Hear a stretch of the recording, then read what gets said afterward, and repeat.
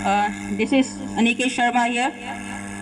I have been asked to deliver a speech on this opportune moment of New Year celebration 2023. Uh,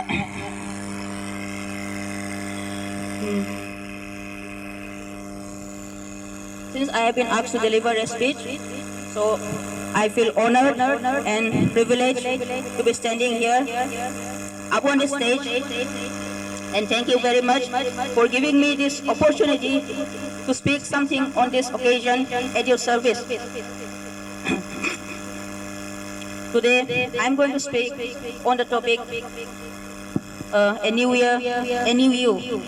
Today, my topic will basically focus on the theme of how to take a new year resolution, how to bring transformation in ourselves, and bring a revolution in our lives. So, in accordance with this topic, I would like to share 3 points. The first being realizing the importance of this human form of life. This human form that you and I have received is certainly a magnanimous gift of God. You see, eating, sleeping, mating, and struggle for existence are common to both man and animals. But what distinguishes us from the animal kingdom is the developed intellect that God has mercifully bestowed upon us.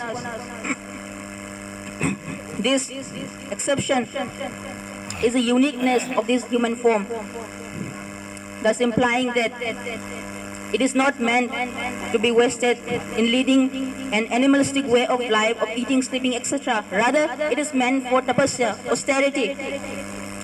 Austerity for what? Austerity to achieve the higher principles, the summum bonum of life. Thus, considering this most precious asset in the form of human body, let us make the best use of it by taking a resolution this upcoming New Year 2023, by setting a goal in our lives. Thus, with this, I'd like to bring forth my second point, that is setting goal or goal setting. Well knowing how precious the human form of life is, we must not waste it just going through life, but rather we should grow through life. And how can it be attained? How can it be accomplished? It can be if we know the purpose of our life, the goal of our life, and work accordingly. Therefore, we must all have a goal in our life.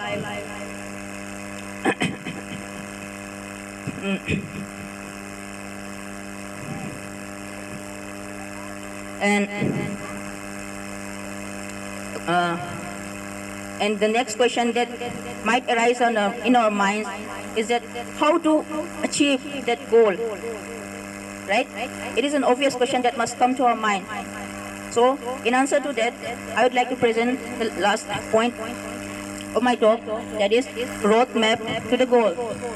You see, even if we set a goal, if we do not chart out a plan to achieve that, we may get distracted from the goal and eventually may quit it. So how to overcome it?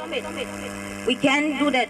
We can overcome it if we chart out a systematic plan or a map to the goal. It is very crucial because merely only hard work will not give you the desired result if it is bereft of the right direction. So, having the right direction, the map to the goal is very crucial, very important. And another problem that may arise is that many a times, even after knowing the path that we have to work on, we feel discouraged, disheartened, and many a times quit the goal in the midway. So, what is the solution to that? In solution to that, I would like to quote a verse from the Sri Upadeshamrit given by Sri Rupa Goswami, where in the third verse or the third shloka he says, Utsaha nishaya dhairyat tatat karma pravartanat sangatyagat sato vritte sadvibhakti prasidati. Goswami says, he mentions 6 principles of successfully achieving the goal of your life. The first principle being utsaha, it is enthusiasm. So we must be enthusiastic to achieve our goal. Taking inspiration from those who have walked the path and achieved the destination, we must build enthusiasm in ourselves to get the goal. So this is the first principle. And the second is Nishchaya. It is determined confidence to achieve the goal. As Lord Krishna says in the Bhagavad Gita, Vivasayatmika buddhir ekeha kurunandana, O son of Kuru, with one-pointed intelligence, with one-pointed focus, try to achieve your goal. So we must have confidence to achieve the goal, confidence in the process, confidence in ourselves. So this being the second point. And the third point is dhairya, patience. We must be patient while progressing on the path to achieve our goal. We must not be disheartened. Many times we get impatient in achieving our goal as we do not see any tangible results, but we must not be disheartened, though it may take some time, but do not be impatient, be patient. Surely enough, you will get to it. And the fourth point is Tattat Karma Pravartana, that is regulated, following the regulated principles, it is do's and don'ts.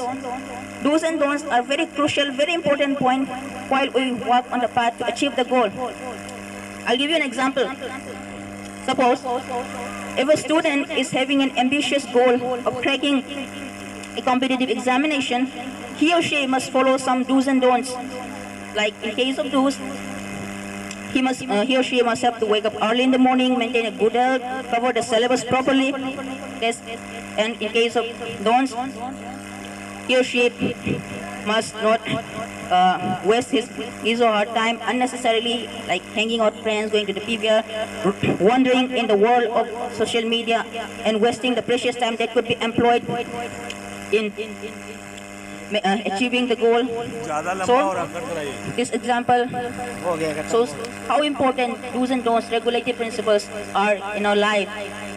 And the next big point is Sangha Tyaga, means renouncing the bad association in our lives. You see, association is like fire. How? Just as an iron rod, when it comes in contact with the fire, it becomes red hot, like the fire acquiring its property of being hot. Similarly, association impacts our consciousness very profoundly. For example, if a man associates with drunkards, even though he may not drink, but if he continues association for a long period of time, surely enough, he will also get into their business. Therefore, we must be very conscious to avoid bad association. And finally, the sixth principle is Tato Vritti. That means walking on the path of those who have achieved, who have been successful in the pursuit corresponding to your goal. For example, if you want to be a successful cricketer, you must analyze the life of those cricketers who have been successful, right?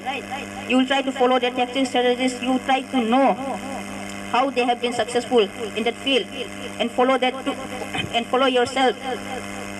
And this being the last principle that Srila Rupa Goswami gives in the Upadeshamrit. So, in conclusion, I'd like to say that we must all make a resolution this year, set a goal for our personal growth, for self-improvement, and thus discover a new transformed self, a new you. So finally, I'd say that this day we must pray for each other, give blessings and take blessings, and ultimately remember the Supreme Lord and beg His causeless mercy upon every one of us. So I'll stop here. If you find any mistake, any flaws in my talk, please forgive me. It's all mine. And if you find something valuable, anything inspiring to you, it's not mine at all. It belongs everything to my Gurujans, my Siksha Gurus, my parents. It is all due to their grace, their mercy, their teachings, their mentorship, their guides, which I have presented today. It's not mine at all, not an ounce. So with this, I'll stop here. Thank you very much. And once again, a Happy New Year to all.